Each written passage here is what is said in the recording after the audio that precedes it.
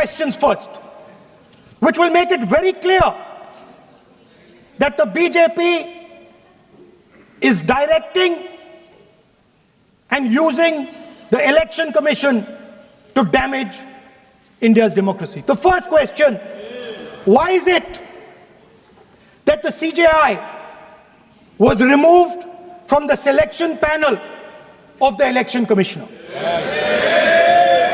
What motivation could there be to remove the CJI? Do we not believe in the CJI?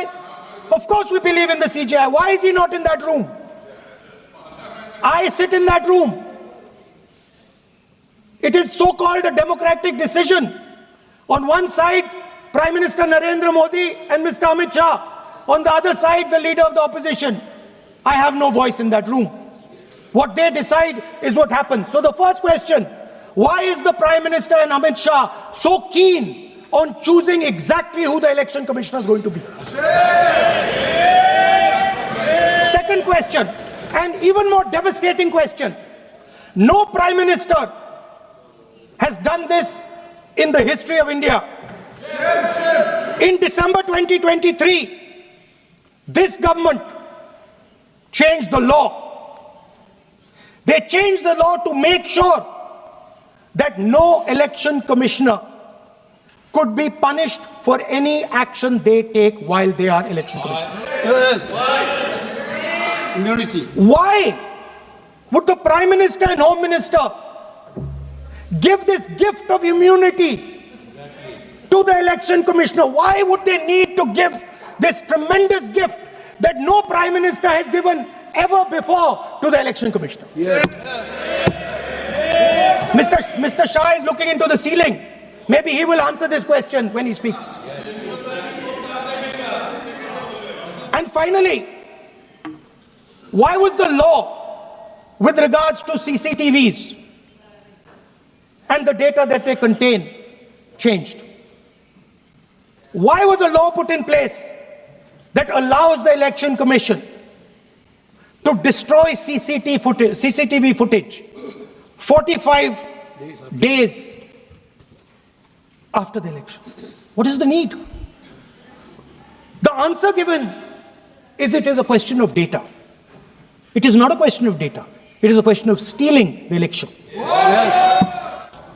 अभी हमारे सम्मानित सदस्य कह रहे थे कि 45 दिन के बाद वो नहीं करते, उसका जवाब गृह मंत्री जी वहां पर दे चुके हैं। उन्होंने साफ साफ कहा 1991 में जो चेंजेस किए थे नरसिम्हा राव सरकार में, उसमें कोई भी एविडेंस, कोई भी पिटीशन 45 दिन तक ही हो सकती है। परंतु मैं पूछना चाहता हूं महोदय, बिहार के तो 45 दिन हुए, आज 45वां दिन है, क्यों नहीं अभी तक सीसीटीवी के लिए एप्लीकेशन दी है?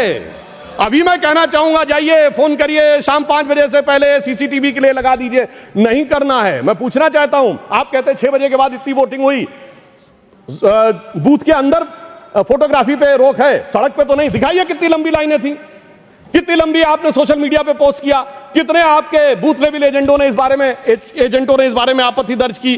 परंतु सभापति महोदय, इसमें से कुछ भी नहीं करना है, केवल बवाल करना है। इनकी स्थिति क्या है? जैसे कोई बच्चा है, क्योंकि मैं टीचर रहा हूं तो मैं कहना चाहता हूं, कोई बच्चा है वो कहे मेरे नंबर कम आए, तो तरीका क्या है? स्कूटी का फॉर्म भरो ना। स्कूटी का फॉर्म थोड़ी भरूंगा, मैंने बयान दे दिया, इतना काफी है, मगर एग्जामिनेशन कंडक्टिंग बॉडी मेरी दोबारा कॉपी जांच के दे दे। चलिए मैं दूसरा उदाहरण देता हूं। क्रिकेट का मैच हो रहा है और टीम को लगा कि बैट्समैन आउट था, अंपायर ने नॉट आउट दिया, तो क्या है? रिव्यू डिसीजन में जाओ ना। रिव्यू डिसीजन में नहीं जाऊंगा, मैंने प्रेस कॉन्फ्रेंस कर दिया, अब थर्ड अंपायर अपने आप डिसीजन दे दे। मुझे लगता है वो लोग क्यों नहीं जाना चाहते, उसमें और कोई कारण नहीं है। अभी तक लोकतंत्र को वो समझ नहीं पाए हैं कि एक चाय वाले ने आकर जो स्थान ग्रहण कर लिया है, तो जो साहिब आलम थे, जो फर्जंद अंजुमन थे, जो वली अहद सल्तनत थे, जो मानते थे राज करना उनका जन्मसिद्ध अधिकार है, वो इन चीजों के ऊपर अभी तक तय नहीं कर पाए। अब मैं दूसरी बात बताना चाहता हूं सर, बड़ी विचित्र बात है, एक बार कांग्रेस पार्टी के बड़े नेता विदेश जाते हैं, फिर आके एक सो कॉल्ड हाइड्रोजन बम फोड़ते हैं, फिर लौट के जाते हैं दूसरा बम फोड़ते हैं। पर मुझे आश्चर्य लगता है सर, कर्नाटक के मुद्दे पे प्रेस कॉन्फ्रेंस होती है और वो दिल्ली में होती है।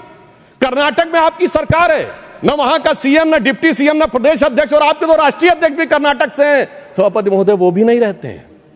और कर्नाटक पे पीसी होती है और उन्होंने कहा हाइड्रोजन बम फोड़ेंगे, तो इस पे मुझे याद आता है एक पाकिस्तान के मंत्री थे, शायद वो राशिद चौधरी उनका नाम था, जिन्होंने कहा था हमारे पास पाव पाव भर के एटम बम है। मगर मुझे लगता है जो कांग्रेस ने हाइड्रोजन बम छोड़ा वो शायद पाव भर का नहीं, छटाक भर का भी नहीं था।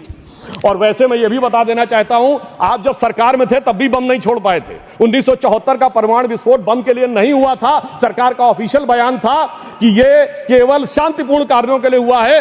ऑन द कॉन्ट्रेरी 11 और 13 मई 1998 को अटल जी की सरकार ने जब किया तो भारत ने कहा था we are the nuclear state. तो हाइड्रोजन बम सरकार में भी हम ही ने बनाया था और आप न विपक्ष में कर पा रहे हैं न सत्ता पक्ष में रह के कर पा रहे थे। अब मैं दूसरी बात कहना चाहता हूं, जो वोट चोरी की बात बहुत होती है, तो मैं याद दिलाना चाहता हूं बिहार का चुनाव संपन्न हुआ है।